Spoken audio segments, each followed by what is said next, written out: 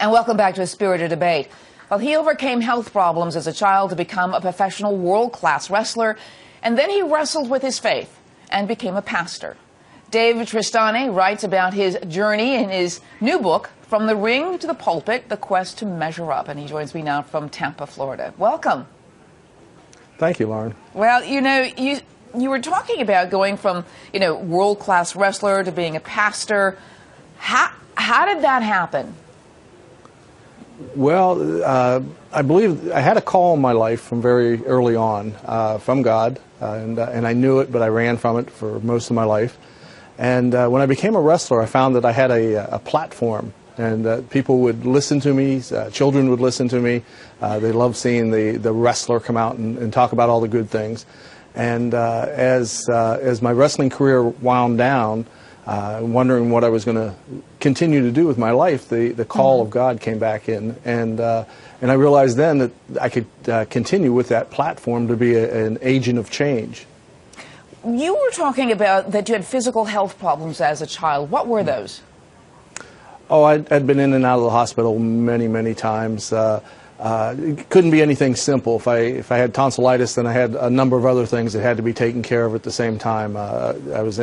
Started when I was about 3 or 4 years old, and ended up with appendicitis and having all kind of issues there. And everything that happened to me just got worse and worse. So I spent a lot of time in the hospitals. So were you drawn to wrestling to sort of overcome those kind of health issues?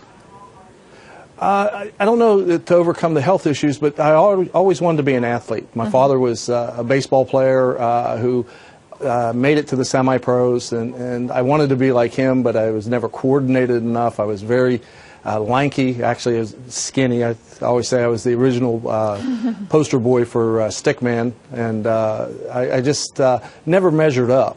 And so as I aged, my body changed, and I was healthy. I was working out in the gym, and people said, "Hey, you ought to give wrestling a try," and I did.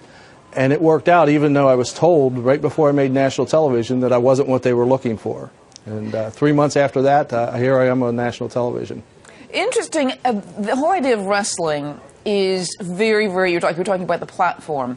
But then there's a difference. I mean, you have to go from being in the ring to being in the pulpit. And how did you make that transition? And also, I guess the main question here is, what advice do you give to other people about how to change their lives? Okay, well, to make that transition, I was very fortunate. My wife and I owned a fitness center in St. Petersburg, Florida at the time that I was wrestling.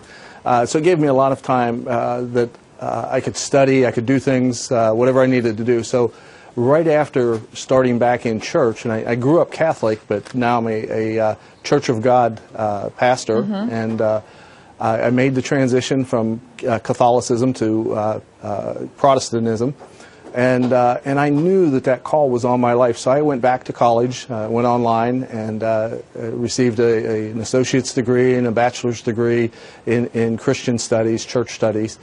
And so by having my own business and wrestling, I could study and spend the time that I needed to prepare for the pulpit. And even though I was preparing, even then I was told I wasn't what they were looking for when I went to apply to become a Church of God pastor initially. And things changed over time, but I continued my studies, and they accepted me in. Now, as far as the second question, what do you do to change your life? There's 4 steps, I think, that you have to do to change your life. First, you have to decide what it is that you want out of life. You need to find your purpose in life. And in order to do that, I think you need to find your passion. And I always say, look for what makes you cry. Look for what breaks your heart. That's your passion. Your passion will point you to the purpose. Then you have to decide, am I going to go after that purpose? Am I going to pursue that? Right. Once you decide that I'm going to do that, then you have to decide, am I willing to pay the price?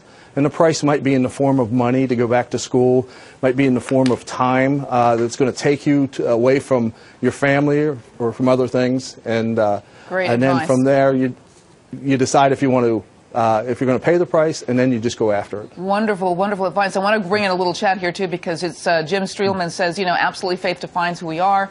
true transformation defines how we act. We're talking about the gun violence thing, but I want to give you one last comment on someone like Lance Armstrong. Did a revealing interview with Oprah Winfrey. Any final thoughts on that?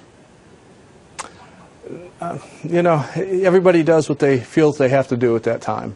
He felt he had to use the drugs and whatnot, and maybe he felt because everyone else was using it, maybe it was just something that he felt he had to win. He had no choice. That's up to him and his conscience, and because of his platform, he has raised millions and millions of dollars for cancer research, and so out of bad, something good came out of it.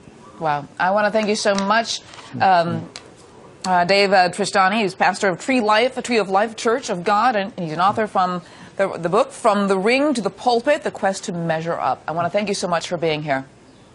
Thank you so much. Some great advice. Thank you.